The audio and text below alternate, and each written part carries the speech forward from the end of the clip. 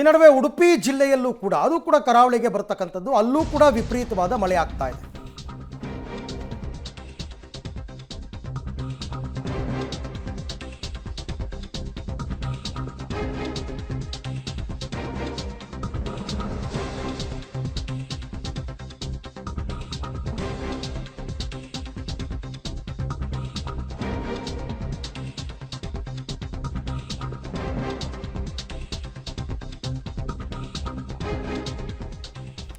ಉಡುಪಿ ಜಿಲ್ಲೆಯಲ್ಲೂ ಕೂಡ ವಿಪರೀತವಾದ ಮಳೆಯಾಗಿದೆ. ಬಹಳ ಅಪರೂಪದ ಘಟನೆ ಇದು.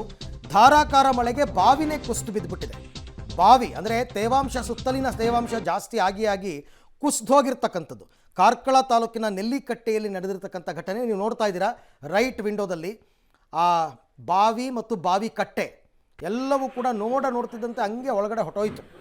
ಬಾವಿ ಕುಸಿಯುವ ವಿಡಿಯೋ ಕೂಡ ಮೊಬೈಲ್ನಲ್ಲಿ ಸರಿಯಾಗಿದೆ, ನೋಡ್ತಾ ಇದ್ದೀರಾ.